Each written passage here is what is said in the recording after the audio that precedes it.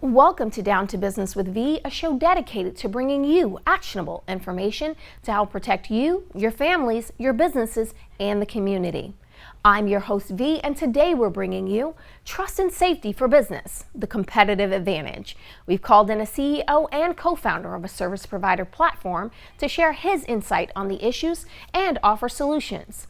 And as always, we'll share what to do if you're a victim of fraud. Stay tuned for that and more. Let's get down to business. From Atlanta, Georgia, to becoming a United States Marine, to Washington, D.C., and every place in between, everybody calls me V. My goal is to bring you resources, education, and knowledge from sources you can trust, that informs and protects to safeguard our families, our businesses, and the community. Now let's get down to business.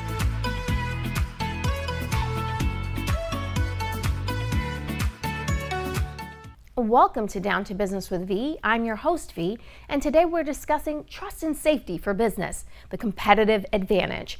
We have in the studio with us via Zoom, Bryan Clayton, CEO and co-founder of GreenPal. Bryan Clayton isn't just another CEO. He's a visionary and a groundbreaker.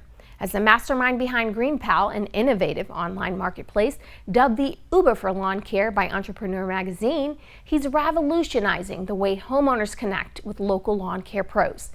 Boasting over 200,000 active users, GreenPal pulses with thousands of transactions daily, a testament to Bryan's knack for understanding market needs. Before this digital marvel, he birthed Peachtree Inc., transforming it into a landscaping giant in the state of Tennessee. Under his leadership, it soared to an impressive $10 million in annual revenue, ultimately catching the eye of Lusa Holdings, which acquired it in 2013. Bryan has a fervor for entrepreneurialism, marketing, and the art of bootstrapping businesses from humble beginnings to a soaring success. His journey from zero to profitability and then to a grand exit offers invaluable insights for budding entrepreneurs and seasoned business veterans alike. Here's my interview with Bryan Clayton. Welcome, Bryan. Thank you so much for being with us today. V, it's great to be here. Thanks for having me on. Yes, I'm super excited. So, Bryan, talk to us a little bit about your company, GreenPal, a multi-million-dollar company that you created, and how you're seeing trust and safety as part of your competitive advantage in this company. Yeah. So GreenPal is a platform. It's a marketplace that works like DoorDash or Instacart or Uber or even Airbnb, but for landscaping maintenance services. So if you are a homeowner, need to get a lawn mowing service, rather than calling all over the place, you can just download GreenPal, pop your address in, and you get hooked up with a great lawn mowing service in a matter of minutes rather than hours or days. And so it works kind of like Uber, but for lawn mowing. And we're a 10-year overnight success. So we're 10 years in, and the first year or so, we didn't have to think too much about trust and safety because we only had a handful of customers. But after we started scaling a little bit, year 2, 3, and 4, we started to understand that, okay, trust and safety is something we have to focus on. And it's not necessarily a cost center, it's an investment. And it can be a competitive advantage. It can be the thing that sets us apart from doing it the old way of calling somebody off of Craigslist or Facebook or something like that. Yeah, I think it's a competitive advantage too, because as a consumer, you know that this company has built in certain benchmarks and security measures that are going to protect you in the short run as well as the long run, and make sure that you're protected and you get the service that you're hoping for. So I definitely agree with this competitive advantage piece. So talk to us a little bit about how people that might be interested in launching their own startup, entrepreneurs that are existing, in their platforms or, maybe in their business. Let's talk about how they can authenticate service providers as part of what they do every day. Yeah, the thing is you have to have some kind of plan in place. Hope is not a strategy when it comes to dealing with fraudsters and implementing trust and safety. For us, we look at it like prevention, disruption, and response. And so the prevention piece you need to start there, because a lot of times we focus on the response piece, and you're just going to play whack-a-mole. You're just going to be dealing with issues all the time. You're not going to get anywhere with preventing these sorts of things from happening. And so, one way we invest a lot in the prevention is through things just like a phone number. Like if as a when a vendor signs up on the platform, they have to put in their phone number, and we authenticate that that's a real mobile number.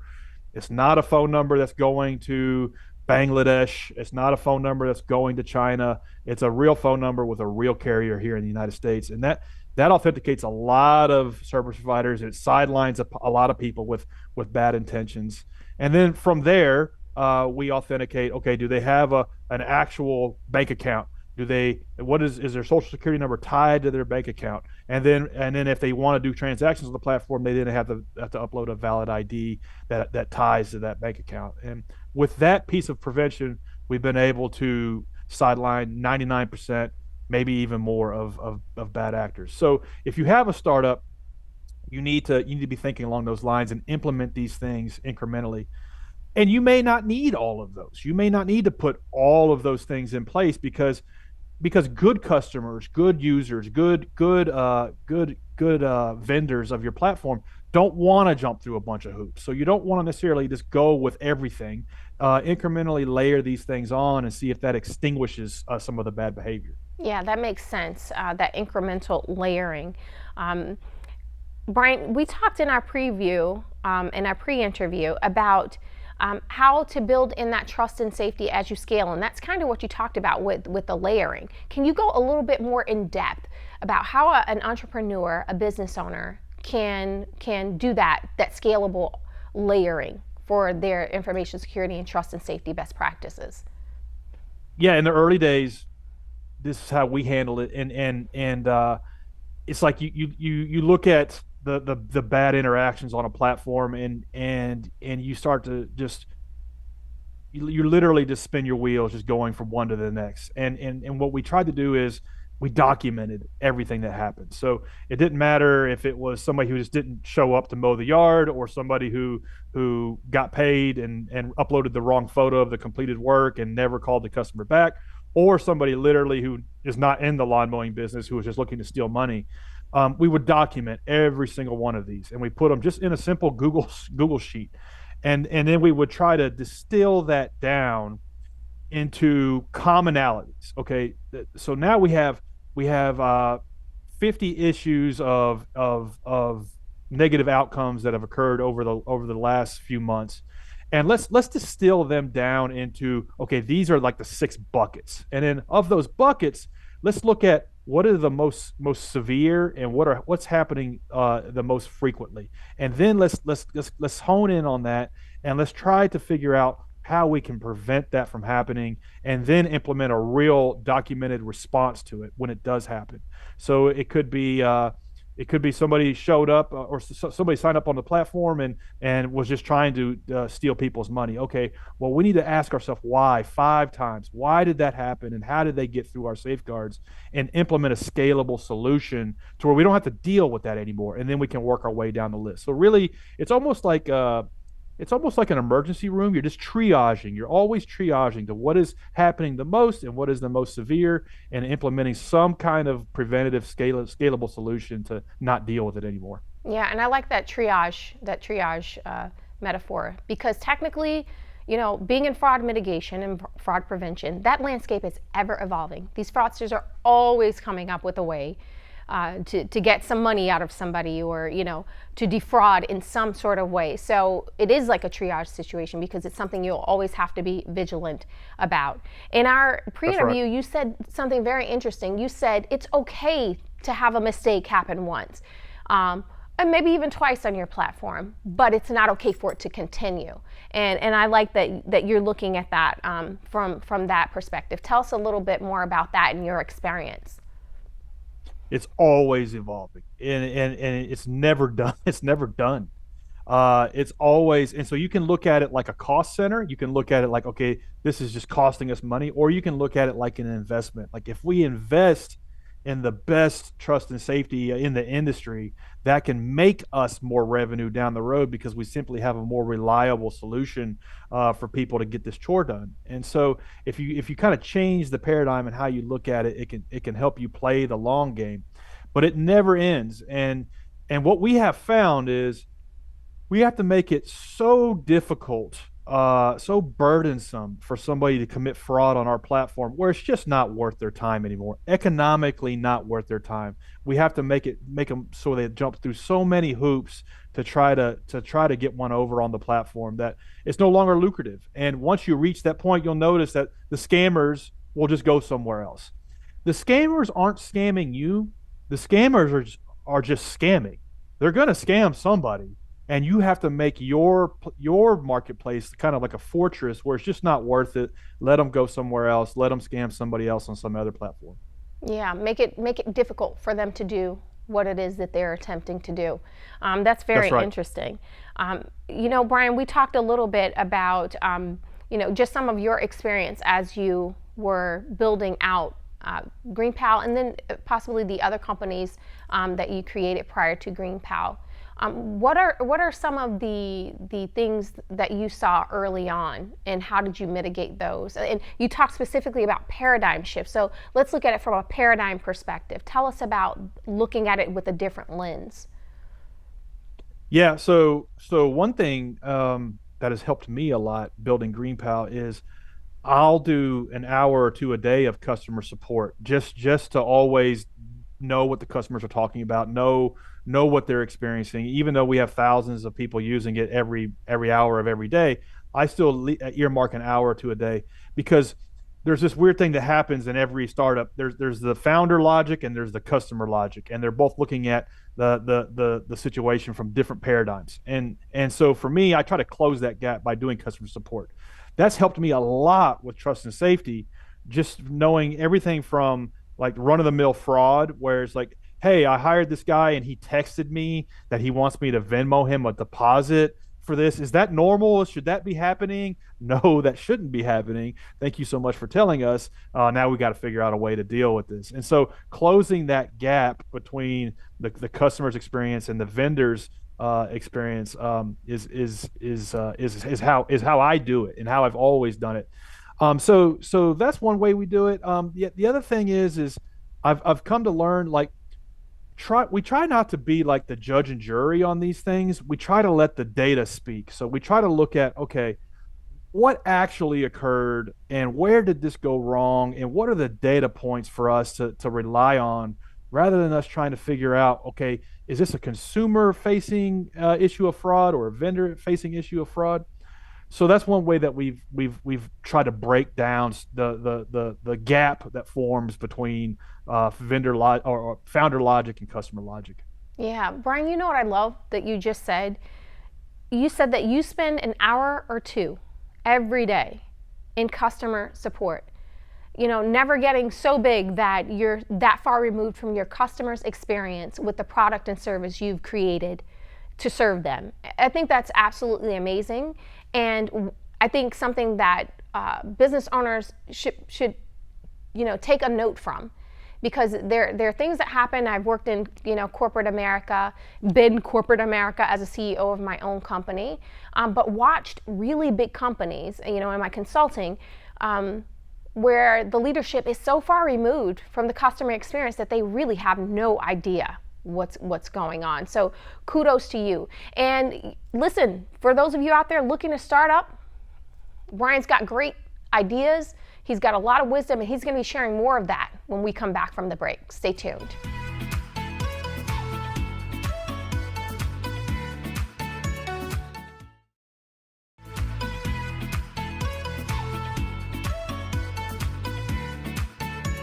Welcome back to Down to Business with V. I'm your host, V, and today we're discussing trust and safety in business and how you can make it a competitive advantage. We have in the studio with us via Zoom, Bryan Clayton. He's the CEO of GreenPal, a multi-million-dollar organization that he created from the ground up. Welcome back, Bryan. Hey, V, great to be here. Thanks for having me on. Yes, thank you so much for being with us. We had a very robust discussion in the first half of the episode today. And we're going to continue that discussion, helping business owners, those that have startups, and those that have existing businesses, get a different perspective and some wisdom and insight from you on how they can build in trust and safety and use it as a competitive advantage as they're moving forward and building out their platforms or their businesses. So let's talk a little bit about how these startups, business owners, entrepreneurs, and companies can handle fraud on their platforms. Tell us a bit about that. Yeah, well, hope is not a strategy. A lot of times, we'll say, "Oh, I hope nobody tries to commit fraud on my platform or on my marketplace." But hope is not a strategy, and I only know this because that's how I handled it in the first year. I would just, "Oh, I hope that these fraudsters don't try to steal anybody's money." And what I learned the hard way was that you have to have a plan in place. You have to be proactive about this, and it's not necessarily something that's costing you money. It's an investment. If you invest in trust and safety, it can be a competitive advantage. And the way we kind of handled it is we figured out a way to make it just a non-profitable endeavor for somebody to try to commit fraud on our platform. And we looked at every way we could make it difficult for people to try to commit fraud on the platform. And every time fraud would happen, we would go to it and not hope that it goes away. We'd go to it and try to learn and understand what mistakes we made as a marketplace. And it's okay to make mistakes, but it's not okay to repeat them. And so if somebody is exploiting a loophole in the marketplace, you got to close that down. And then sometimes the fraudsters will go away, but sometimes they come back. And so you always are playing this cat and mouse game with them, and it never goes away. It's always something you're going to have to invest in and get better and better at. Yeah, you said hope is not a strategy. I love that. Don't hope it's not going to happen. You better bet on it and have a plan in place. Bryan, you talked about something is better than nothing. Let's talk about that when it comes to having a fraud strategy. Yeah. So if you just let everybody and anybody come onto the platform, that means everybody in the world. And you would be amazed that there's literally buildings in parts of China and parts of Cambodia that are 10, 20 stories tall, and they're full of people that are texting and committing frauds all over the world. And you have to battle that. So it's not just fraudsters in your own backyard. It's fraudsters anywhere in the world. And so something is better than nothing. And so you kind of have to figure out ways of layering this stuff on. And the first place, a really easy one is the phone number. The phone number that they're using on your platform. Is it a real phone number? And you can test for this with technology these days. You can test and see, okay, no, this is a voice over IP phone number, which means this phone number goes into the internet and it can go anywhere else in the world.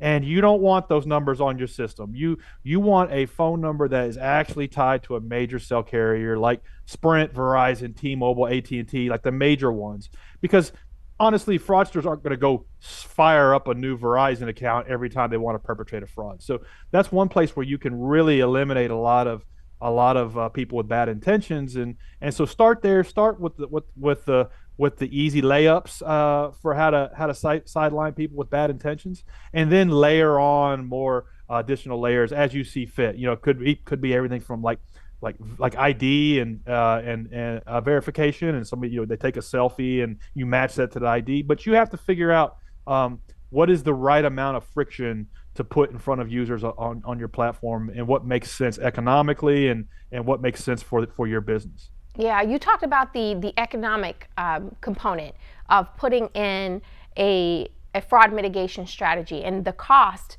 that is associated with that can be outside of a lot of startups' budget, especially when you're bootstrapping it. Talk to our business owners and entrepreneurs about the scalable solutions that you came up with your business, and just some wisdom and insight on how you implement those at certain thresholds. Yeah. So if somebody the good thing about GreenPal is that our ticket size is pretty small. It's under $50 in most cases. So the stakes are pretty small. But if you have a platform where it's thousands of dollars for each transaction, then you might have to think about this differently. But for us, the way we looked at it was just from a common sense standpoint is okay. We have an instance of of $50 maybe has been stolen on the platform somehow, some way. Maybe a homeowner hired a vendor and they asked for a payment via Zelle or something like that, and they duped the homeowner. Well, are we going to go back to our terms of service and our arbitration clause and say, okay, you got to go through arbitration for this $50, or are we just going to refund them the $50 and then figure out how we can make the product changes to prevent that from happening? I think a lot of times it can make sense as the business owner to say, okay, I'm going to take this hit and just cover it, and treat it as R&D, treat it as a learning experience, and then figure out what the business changes I need to do, and what the product changes I need to do to prevent that from happening again. Now, if it's thousands and thousands of dollars, you need to dial up the friction a little bit on what kind of verification processes you're putting in place, because all the stakes are higher. So I think for like everything with every business, it depends on how big the ticket size is and how big the magnitude of the fraud could be. Yeah, absolutely. All great insight and great advice. And, you're not just talking from a place of this is something I read somewhere. These are nuggets of wisdom that you got from experience, which is highly valuable.